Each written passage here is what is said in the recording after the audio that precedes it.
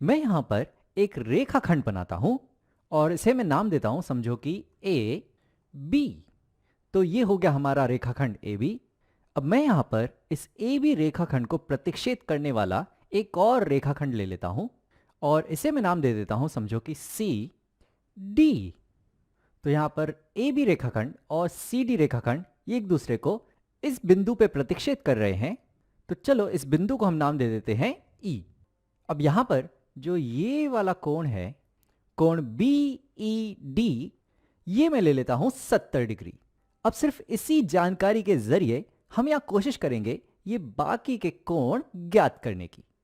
तो चलो शुरू करते हैं ये वाले कोण से, जो है कोण सी ई बी। अब यहां पर जो कोण बी ई डी है और जो कोण सी ई बी है, ये दोनों आसन्न कोण हैं।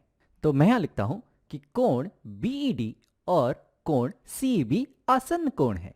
और अब अगर हम इन दोनों कोणों को जोड़ दें तो यहां पर हम जोड़ रहे हैं कोण बी डी और कोण सी बी।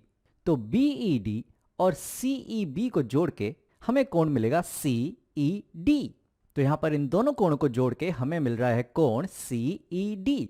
और यहां पर हम देख सकते हैं कि जो कोण सी ई डी है, ये तो एक सीधा कोण है। तो इन दोनों कोणों को मिला के हमें मिल रहा है कोण सी ई डी, जो कि एक सीधा कोण हुआ। तो अब अगर BED और CEB मिलकर एक सीधा कोण बना रहे हैं तो ये दोनों तो दरअसल संपूरक कोण हुए। तो मैं यहां लिखता हूं कि कोण BED और कोण CEB संपूरक कोण है।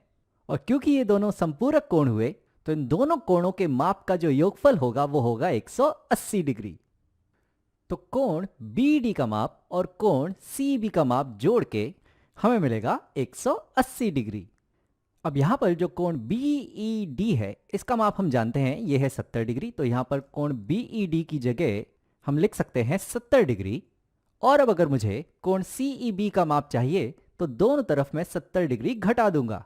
तो जब हम दोनों तरफ 70 डिग्री घटाएंगे तो यहां से ये 70 डिग्री कट जाएगा और यहां पर आएगा 180 डिग्री ऋण 70 डिग्री।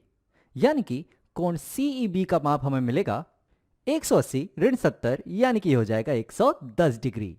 तो इस तरह से हमने कोण CEB का माप निकाल लिया, वो हमें मिला 110 डिग्री। अब इसी तरह से हम ये वाले कोण का भी माप निकाल सकते हैं, जो है कोण CEA। तो यहां पर तुम देखो तो कोण CEA और कोण CEB ये दोनों भी आसन्न कोण हैं। तो इन दोनों को मिलाकर बनता है एक सीधा कोण, यानी कि ये दोनों कोण संपूरक कोण हैं। यानी कि इन दोनों कोणों के माप का योगफल होगा 180 डिग्री। तो यानी कि जब हम कोण CEA, कोण CA और कोण CEB, कोण CEB, इन दोनों का माप जब हम जोड़ेंगे तो हमें मिलेगा 180 डिग्री। अब यहां पर कोण CEB का माप हम पहले ही निकाल चुके हैं, तो यहां कोण CEB के माप की जगह हम लिख सकते हैं कि यह है 110 डिग्री। अब कोण CEA का माप निकालने के लिए मुझे दोनों तरफ 110 डिग्री से घटाना होगा। तो जब हम दोनों तरफ 110 डिग्री घटाएंगे तो यहां से ये 110 डिग्री कट जाएगा और यहां आएगा 180 डिग्री ऋण 110 डिग्री। यानी कि कोण CEA का माप हमें मिलेगा 180 ऋण 110, यानी कि ये हो जाएगा 70 डिग्री। तो यानी कि कोण CEA का माप हमें मिल चुका है और ये हमें मिला है 70 डिग्री। अब यहां पर तुम देखो तो कोण CEA का माप और कोण BED का माप, दोनों का ही माप है 70 डिग्री, यानी कि ये दोनों बिल्कुल समान हैं। तो यहां पर ये जो दो कोण हैं, जो दो प्रतिच्छेद करते हुए रेखाखंडों के आमने सामने वाले कोण हैं, इन्हें हम कहते हैं ऊर्ध्वाधर सम्मुख कोण। तो यहां पर कोण CEA और कोण BED ये दोनों ऊर्ध्वाधर सम्मुख कोण हैं। तो मैं यहां लिखता हूं कि कोण CEA और कोण BED ऊर्ध्वाधर सम्मुख कोण है और ऊर्ध्वाधर सम्मुख कोण का जो माप है वो समान होता है। तो इसके लिए क्योंकि कोण BED का माप था 70 डिग्री, तो उसके ऊर्ध्वाधर सम्मुख कोण CEA का माप भी हमें मिला 70 डिग्री। अब यहां पर तुम एक और बात देख सकते हो कि जो कोण CEB है और जो कोण AED है, ये वाला कोण, ये दोनों कोण भी ऊर्ध्वाधर सम्मुख कोण है। तो यहां पर मैं लिखता हूं कि कोण CEB और कोण AED ऊर्ध्वाधर सम्मुख कोण है। और अगर ये दोनों ऊर्ध्वाधर सम्मुख कोण है तो हमारे हिसाब से कोण AED का माप भी हमें 110 डिग्री मिलना चाहिए। तो चलो देखते हैं। तो कोण AED का माप भी हम इसी तरह से निकालते हैं, यहां पर तुम देखो तो कोण AED और कोण CEA ये दोनों भी आसन्न कोण हैं जो मिलकर एक सीधा कोण बना रहे हैं। तो इन दोनों कोणों के जो माप का जो योगफल होगा वो 180 डिग्री होगा। तो मैं यहां पर लिखता हूं कि जब हम कोण AED और कोण CA के माप को जोड़ेंगे तो हमें मिलेगा 180 डिग्री।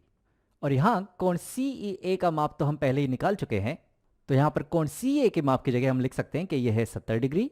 अब कोण AED का माप निकालने के लिए मुझे दोनों तरफ 70 डिग्री घटाना होगा। तो जब हम दोनों तरफ 70 डिग्री घटाएंगे तो ये वाला 70 डिग्री कट जाएगा और यहां हमें मिलेगा 180 डिग्री ऋण 70 डिग्री।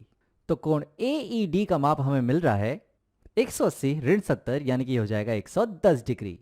तो बिल्कुल सही, कोण AED का माप हमें बराबर मिल रहा है कोण BEC के माप के जो है 110 डिग्री।